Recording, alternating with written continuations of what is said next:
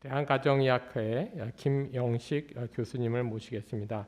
김영식 교수님은 서울 아산병원 가정의학과 주임 교수면서 현재 과장을 맡고 계십니다. 그리고 한국과학기술단체 총연합회 평의회 이사를 또 역임하고 계십니다. 박수로 맞아주시기 바랍니다. 네, 먼저 귀한 자리에 초대해 주셔서 감사합니다. 좀 늦은 감은 있지만 이 자리가 앞으로 우리나라에서 심혈관 질환 관리 체계의 획기적인 전환점이 되길 기대해 봅니다. 처음에 제목 주신 것보다 조금 바뀌었는데요. 저는 그냥 그대로 하다 보니까 문제점, 좀 개선 방안 좀 이렇게 나가는데 지금 여기처럼 좀 순화된 제목, 그 성과와 과제로 그냥 받아들이시면 되겠습니다. 제가 이제 다 이미 알고 계신 것처럼 제일 위에 오늘 얘기하는 심혈관 질환, 제가 알기로는 이제 2차 예방이라는 것은 처음에 발병했던 사람이 다시 또 재발하는 걸 2차 예방이라고, 그걸 예방하는 것이 2차 예방으로 알고 있고요. 3차 예방은 이미 심혈관 질환을 발병한 사람들이 합병증, 뭐 신부전이나 신부전 또 혹은 기타 합병증을 이제 예방하는 것을 3차 예방으로 알고 있습니다. 제가 기억하기는 한 그 심혈관 질환은 100명당 저희가 한 1.9 정도 되고요. 성인 뇌졸중이 한 1.8 정도, 1.8% 정도를 알고 있습니다. 그러던 것이 이제 그 다음 아래 단계 위험 요인으로 가면 저희가 잘 얘기되는 이제 고혈압, 당뇨, 뭐 이상 지질혈증이 들어가고 거기서부터는 유병률이 거의 10배, 20배 늘어나죠. 그래서 고혈압은 저희가 대충 이제 뒤에 뭐 전문가들이 말씀하실 건데 뭐 한 28% 제가 기억하기에 뭐 대사증후군 3%, 요즘 고지혈증이 늘어서 21%, 뭐 당뇨는 22% 됩니다. 그래서 앞에 심혈관 질환보다는 20배, 30배 정도 환자가 많고요. 그 다음에 이제 저희가 더 아래 이제 저위험군 일반인이라고 모든 성인이 다 대상이 되는데요. 뭐 비만이나 흡연, 과음, 뭐 운동 부족 이런 경우는 뭐 전 성이 다 해당이 되고 대상은 훨씬 더 넓어지죠. 다 아시는 것처럼 이미 심장병, 뇌졸중은 비용이 엄청나고 합병증, 그래서 원칙적으로 완치한 게 없는 평생 후유증으로 고생하시는 건데 비용도 엄청 듭니다. 국가에서는 이 비용이 너무나 크다 보니까 이제 왼쪽으로 가서 고위험군 관리를 하자. 그래서 아예 심혈관 질환이 발생하지 않게 하자. 1차 예방이죠. 그래서 주로 이제 만성질환 관리, 그래서 고혈압, 고지혈증, 당뇨 이미 알고 있는 바고요. 저희는 오늘 더 아래 단계, 일반 국민들에서 고위험 내지는 저위험군에서까지 관리하는 것은 아마도 저희 학회가 주된 관심사로 알고 있고 그쪽에 대해서 주로 말씀드리겠습니다. 흡연율이 과거 한 20년, 30년 전보다 많이 줄었지만 최근 한 5, 6년 전부터는 더 이상 안 줄고 40% 이하에서 이제 더 이상 뭐 안 줄고 있습니다.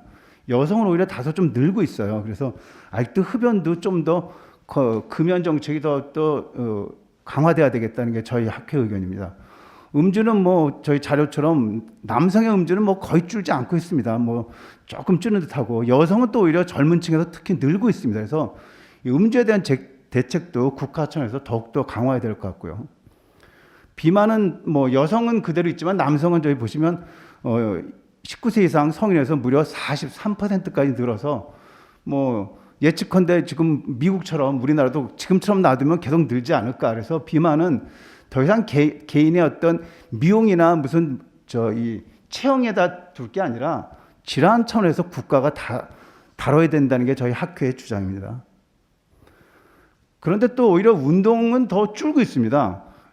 오히려 운동은 요즘 코로나라 더 줄고 있죠. 그래서 이 운동에 대한 것도 더욱더 이제 이거는 지역사회 자체에서 아마 더욱더 강화해야 될 것 같은 프로그램이 됩니다. 자, 이런 걸 배경으로 그럼 저희가 심혈관 질환 위험 관리 체계 어떤 문제점과 현황은 어떤가 간략하게 한번 말씀드리겠습니다. 다 아시는 것 같이 이미 뭐 미국이나 유럽의 각종 심혈관 질환 1차 예방 가이드라인에서 제일 먼저 시작하는 것은 고혈압, 당뇨를 각각 접근하지 말고 전체적인 심혈관 위험을 가지고 평가를 해야 된다는 게 모든 가이드라인의 아주 시작부터입니다. 즉 전체 심혈관 위험을 평가하지 못하면 그건 완벽한 예방이 안 된다는 거죠. 그래서 우리가 기존에 알고 있는 심혈관 10년 위험도 저희 대표님 프레미엄 스코어로 다 알고 있습니다. 그리고 이제 최근에는 뭐 유전자 관련된 것도 많다 보니까 이제 가족력 또 특히 사이코소셜 이쪽은 유럽에서 많이 이제 그 주장하고 있고요. 또 기타 이제 최근에 의학적인 질병이나 어떤 마커들 때문에 이제 그런 것까지 고려하라는 게 이제 최근의 가이드라인입니다. 그리고 이게 의사 혼자한테 맡길 수 없기 때문에 이제 다양한 직종이 함께하고 또 환자 중심으로 포괄적으로 접근하라는 게 이제 가이드라인입니다. 다행스러운 건 우리나라 국가검진에서 이미 반영을 하고 있다는 겁니다. 저게 2018년에 이제 그 업데이트된 건데 2007년에 처음 만들었을 때도 저 맨 아홉 번째 심각한 위험 평가가 국가검진에 들어가 있습니다. 그리고 실제 평가를 하고 있죠. 물론 좀 개인 맞춤보다는 이제 대략적인 거지만 실제는 국가검진에도 활용되던 저 심리활관 위험 평가가 일선 병원에서는 할 수 있는 도구가 없습니다.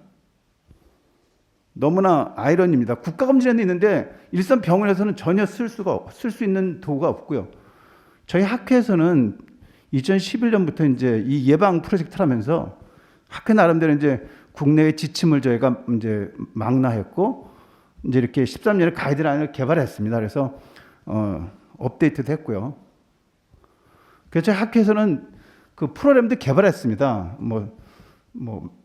하여튼 뭐 수천만 원 들여서 하여튼 그때 제가 이사장일 때 개발해서 저렇게 이제 프로그램도 한국인에 맞춤을 해보자. 그래서 저희는 리피드 같은 것을 이제 다 집어넣고 4가지 항목을 그다음에 이제 기존에 클래식한 건 다 리스크를 넣고 저희는 이제 임상 의사들이 그 콜레스테롤의 목표를 이제 좀 이 프로그램이 지정해주고 그래서 아스피린 복용 여부도 할 수 있게 이제 저희가 만들었죠. 그래서 대사증후군, 심각한 위험까지 나오게. 그래서 보면 현재는 51세인데 평가했던 65세고 관련된 고위험 요인은 빨간색으로 나온 것들 이런 것들을 해결해야 되고 또 이제 뇌혈관 질환의 위험은 또 51세인데 57세고 또 아래 또 개별 위험 요인이 나오고 그래서 실제 제가 한 1년 써봤습니다. 너무 환자 콜레스테롤 약 우리나라 국민들이 많이 안 먹으려고 그래요. 또 조절되면 끊으려고 그래요. 그리고 자꾸 부작용을 호소해서 그러던 분들이 평가를 보고 나면 이제 흔쾌히 약을 드시죠. 그런데 저도 1년 쓰다 포기했습니다. 그거 하나 하려면 한 15분쯤 걸려서 설명하면 근데 지금 수가에 반영이 안 됩니다. 또 이미 미급했다는 돈 난리가 납니다. 병원이. 그래서 결국 학회에서 만들었는데 지금은 유명무실해졌습니다. 사용을 못하고 있습니다. 제도가 못 받쳐줘가지고. 또 다른 이제 문제점은 우리나라는 국가검진이 잘 돼 있어서 최근에 20대, 30대도 일반검진이 확대됐습니다. 거기에는 우리가 이미 알고 있는 고혈압, 고지혈증, 당뇨병 검사가 다 들어있는데 이미 병원에 다니신 분들은 중복이 됩니다. 그러니까 중복이 되거나 그러니까 똑같은 검사를 또 하거나 같은 기간에 아예 안 하게 되죠. 국가검진 미수검사의 20%는 진료와 중복이 돼서 이미 안 한다. 이미 병원에서 검사를 받았다. 이런 겁니다.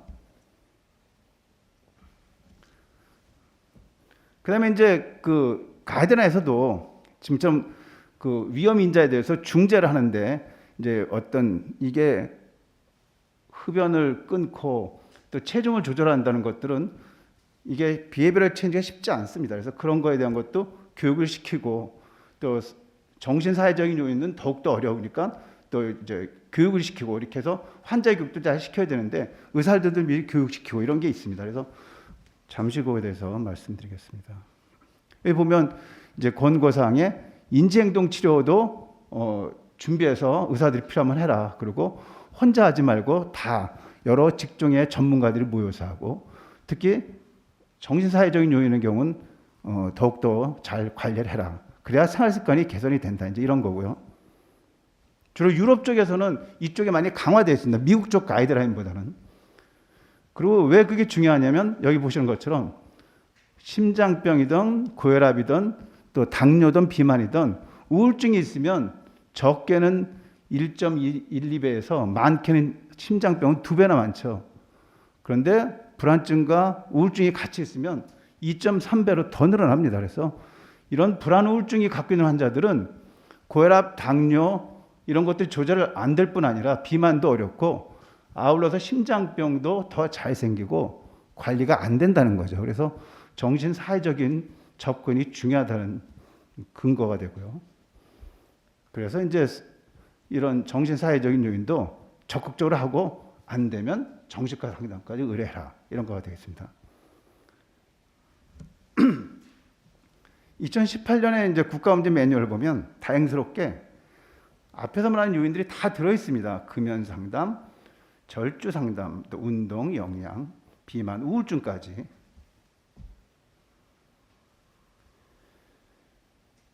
다음 세 번째는 실제 생활습관 평가나 개선 상담이 일선 병원에서 이루어지지 않습니다. 국가검진에서는 오히려 이루어지는데 정작 환자들이 고혈압, 당뇨를 치료할 때는 이게 하나 일선에서 이루어지지 않습니다. 그 왜 이루어지지 않나? 금연은 이제 현재 금연은 국가에서 하여튼 급여를 해줍니다. 근데 그거를 상담하고 그걸 신청을 하려면 공단에 접속해서 해야 됩니다. 저희도 금연 프로그램이 있어가지고 이제 전공의가 담당하는데 최소한 뭐 한 15분 이렇게 걸립니다. 그거. 일선 의원에서는 그거 하는 시간이 너무 걸리니까 인건비가 안 나와요. 그러니까 안 하게 되죠. 그런 것도 좀 개선해서 다른 거랑 똑같이 하면 되죠. 다른 그 청구랑 똑같이. 그리고 절주 상담도 여태까지 없다가 작년에 처음으로 그 K-오디트를 선별하면 이제 그 수가를 신청할 수 있고, 또 완전히 급여가 되진 않고 일반 병원에서는 아마 청구는 할 수 있는데 환자한테 받을 수는 있는데 합법적으로 보험 여부는 아직까지 안 되는 걸로 알고 있습니다. 저희도 작년부터 이제 비용은 받고는 있습니다. 그다음에 이제 신체 활동, 영양, 비만 이쪽은 다 비급여죠. 그러니까 비급여라는 거는 저런 거를 하게 되면 정상으로 받을 수가 없어요. 그러니까 검진센터를 걸지 않으면 이제 수가를 받을 수가 없죠. 그러니까 아예 안 하게 되는 거죠, 상담을. 우울증도 작년에 겨우 이제 설문제에 대해서 수가가 이제 인정이 됐습니다. 그것도 아직 보험이 완벽히 되지는 아직 않는 거로 알고 있습니다. 네 번째는 생활습관 중재 치료가 아직 잘해주지 못했다. 즉 금연도 그 약 자체는 비급여입니다. 그러니까 비급여를 처방을 하고 나중에 이제 몇 개월 뒤에 환자한테 상환을 해줘요. 리펀드를 해줍니다. 그래서 아직 그 급여가 안 됐다는 거. 절주 치료는 약물 처방은 가능한데 이게 알코올 사용 장애 어떤 F 쪽 코드가 없으면 다 삭감이 됩니다. 그러니까 이제 실제 일선에서 많이 안 쓰이죠. 비만은 다 아시는 것 같이 다 비급여고요. 재작년에 이제 비만 대사 수술은 급여가 됐습니다. 그래서 오히려 수술하고는 또 대변돼서 양분 아이도 혜택을 못 받고요. 우울증은 특히 SSRI가 이제 8주로 급여 제한되는 건 뭐 벌써 뭐 십몇 년 전부터 논의되는데 계속 이제 바뀌지는 않고 있습니다. 그래서 자살률이 우리나라가 전 세계 1위인데 항우울제는 최하이다. 여기 보시면 OECD가 열려면 표준화 자살률 보면요, 맨 오른쪽에 우리나라 있고요. 그 바로 옆에 리투아니아, 라트비아, 뭐 슬로베니아 이렇게 있습니다. 헝가리. 다음 슬라이드 보면 항우울제 처방량이 지금 OECD 중간 이하에 있는데 우리나라 있고 그 앞에 라트비아가 꼴찌로 있고요. 헝가리, 뭐 리투아니아 있습니다. 그 말은 뭐냐면 항우울제를 적게 쓰는 나라에서 자살률이 다 높습니다. 그래서 이거는 항우울제가 아직 활성화되지 않았다. 우울증 치료가. 그래야 이게 해결이 돼야 자살률이 낮아진다는 거죠. 반면에 당뇨병량은 평균에 도달하고 있습니다. 다음 이제 끝으로 다섯 번째, 당뇨병의 약물 치료가 아직도 너무나 다른 거에 비해서 규제가 있습니다. 3제까지는 보험이 되는데 4종류 이상 쓰면 급여가 안 돼요. 하나가 비보험입니다. 어느 환자도 어느 의사도 3종류, 4종류를 남용하고 싶은 사람은 없는데 조절이 안 되니까 할 수 없이 씁니다. 그렇다고 환자들이 인슐린 쓰자 그러면 인슐린을 이렇게 흔쾌히 안 하죠. 근데 그걸 보험까지 안 해주면 이건 조절이 어렵죠. 그래서 근데 고혈압은 오히려 제한이 없습니다. 그래서 당뇨병에 대한 건 좀 문제가 있다는 거. 또 최근에는 다 아시는 것 같이 심혈관 전체 위험을 낮추는데 SGLT2 이니비터라든지 또 GLP-1 그 수용체 차단제가 효과가 이득이 있다는 게 밝혀졌습니다. 그래서 그 가이드라인에 나오는데 현재는 너무 제한이 많습니다. 그래서 이에 대한 것도 좀 문제가 됩니다. 여기 보시면 최근 가이드라인에서 동맥경화 심혈관 질환이 있거나 고위험군 또 뭐 심부전증 또 심부전이 있거나 이러면 이런 약들을 유익하니까 처방해라 이런 게 되겠습니다. 다음에 이제 그 개선안에 대해서 짧게 말씀드리겠습니다. 따라서 병원에서 평가 도구가 없기 때문에 가능하면 공공에서 만들어서 보급하면 좋겠고요. 그게 시간이 걸리면 기존에 학회라든가 개별 갖고 있는 것들을 적극 활용할 수 있게 수가라든지 보험급여를 해주면 좋겠다는 게 저희 안입니다. 두 번째, 국가검진과 심혈관 위험 인자 검사가 중복되니까 특히 요즘 코로나 때문에 환자들이 병원에서 검사를 잘 못합니다. 그래서 원격으로 약물을 처방하게 되는데 이럴 때 근데 그해 못하면 검사가 날아가죠. 없어져 버리죠. 그래서 그런 경우를 간혹 바우처 같은 걸 해서 검사에 쓰던가 치료 때 쓰던가 아니면 약물 치료에 쓸 수 있게 적극 활용하면 환자들에 대한 그 컴플라이언스도 좋아지고 아웃컴도 좋아지지 않을까 생각합니다.